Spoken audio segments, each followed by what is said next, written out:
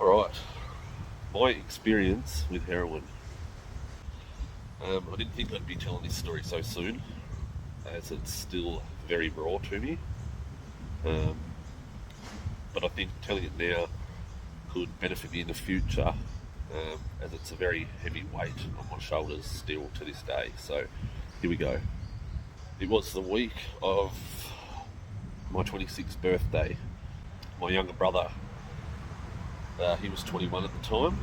He shouted me a trip to Melbourne to watch Kevin Hart's stand-up comedy show. God bless him. Ironically, we ran into a young bloke the same age as my brother. Either of us knew him, but coincidentally he was also from Tasmania, where we were from. We were in Melbourne. Both of us, my brother and I, were, on our way to becoming ice addicts. We'd been using a fair bit of ice, and we were hunting for it in Melbourne. So we ran into this guy. I won't say his name out of respect for his family, but those that have heard this story will know who I'm talking about. Quickly made mates with this fella.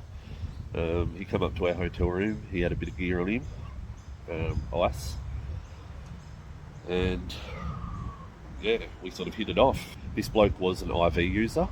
I'd never touched a needle at this point in my time. I suppose I was a bit inquisitive about it, as I had some close family members that were going down that path, But I hadn't touched it. We sort of hit it off with this fella. Came to about the fourth or fifth day, the day before we were booked to fly home. We'd had a pretty heavy few days on the ice and whatnot. And then came to the last day and we couldn't get our hands on any. But this fella had a connection over there where he could get some smack, heroin, H, whatever you want to call the dirty shit.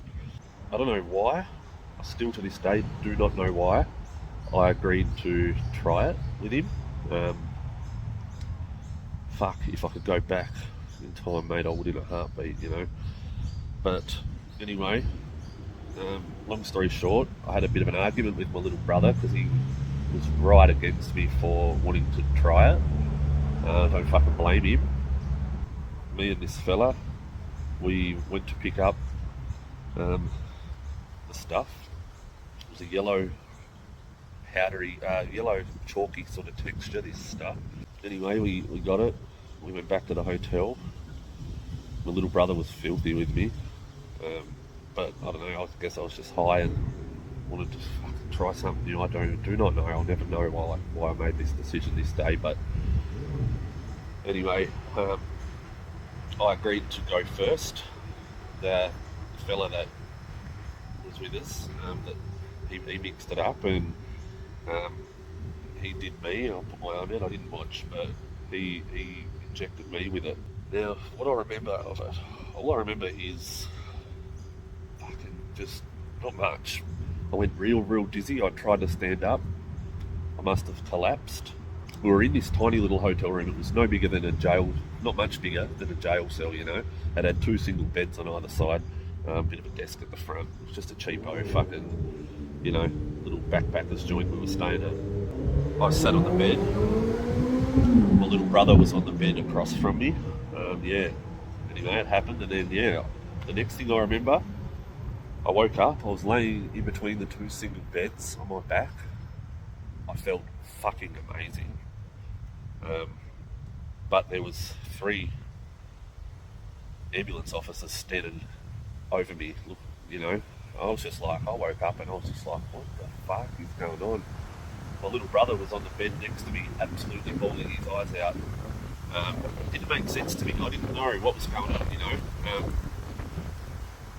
all I can remember is I felt great, and these ambulance officers wanted me to go to hospital. I refused to go to hospital. I just wanted to jump up in bed and relax, At this point, I cannot remember seeing this fella that did it to me that was also doing it. I cannot remember seeing him in the room at all.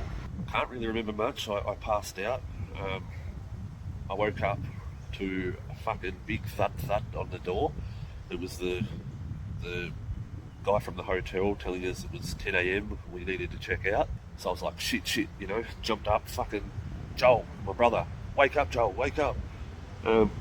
We need to get out of here, you know, the room's a fucking mess. We've got, you know, baggies fucking everywhere, this and that. The guy I did it with was laying on the floorboards between us.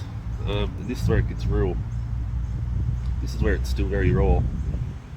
He was laying on the floorboards between us. He had some brown stuff running out of his mouth, just some brown fluid, like vomit. But I didn't click on, you know, I was just like, you know, oh, look at this dude, his old mate's fucked. You know, little did I know, he was fucking ODing for God knows how long he had been through the night. I sort of slapped him a couple of times, you know, wake up. He wouldn't wake up, so we continued on cleaning up the room. My little brother tried to do the same, and little brother's fucking starting to tear up again, informing me that he'd had to pump my chest the night before because I'd stopped breathing, and I wasn't breathing for about 10 minutes until the ambulance officers arrived. So, you know, it's all fucking hitting me. I'm just like, what the fuck, wow. It was all just too much to process at the time. Anyway, we cleaned the room up. Old mate's still fucking on the floor, and it just clicked. He's not fucking breathing. I was like, oh fuck. I've grabbed hold of him, sort of around here, lifted him up, and he was just floppy, you know, he was cold. It was fucking horrific. Immediately we called the ambulance.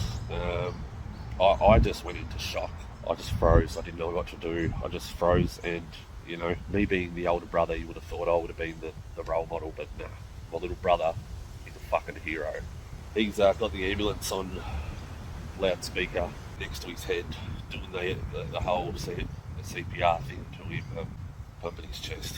He's out to it. You know, 10 minutes later, the ambulance rock up, kick us out of the room. Fucking the police rock up. We give statements to the coppers, what's happened. Yeah, and he's taken away. This was a Sunday, I believe. Brother and I were due to fly home that night. Realised that we had mutual friends on social media with this guy, obviously coming from a small town, Hobart in southern Tassie there. Seen all this stuff about him on social media, that he'd passed away on the Tuesday morning, a couple of days after it happened. And you know, at this point, me and my brother had agreed to not say anything. And I regret this because it was such a heavy thing to have on our shoulders, you know. The reason we didn't want to say anything is our old man was really, really strict on us. The last thing we wanted was for him to find out that we were in Melbourne using drugs. Fast forward a little, I received an envelope in the mail. You know, it was my bill for the ambulance for the night before when it had happened to me. This fucking envelope haunted me, you know. It floated around my kitchen for a whole 12 months. You know, it'd be on top of the fridge, then it'd be in the fruit bowl, and then it'd be up on top of the microwave, you know, you get the picture. My old man would call in and he'd say, what's this? And I'd just sort of shrug him off, oh, it's nothing, Dad, you know. And he'd see it again. He'd seen it 3 or 4 times and still never clicked on to what it was. About 12 months after the event had happened, then little brother and I got into a big argument because I'd started to use needles, and in my brother's eyes I owed him my fucking life, and I still do, and always will. He'd spat it so bad with me one day, and he told Dad everything that had happened in Melbourne. Dad put it all together. That was the envelope that he'd fucking spotted a few times. That was when my life began to spiral out of control. That's just it's the first time I've ever told this story public, but I think it needs to be heard, you know. I'll give credit to blokes like, you know, Danny Shannon, fucking Russell Manser, Spaniard, those sort of fellas that had, you know, decades of addiction to heroin. Man, it's a nasty fucking drug, I tell you. It's the first and only time I have and never will go anywhere near it. I despise it. It's disgusting, but I suppose I learned the hard way, didn't I?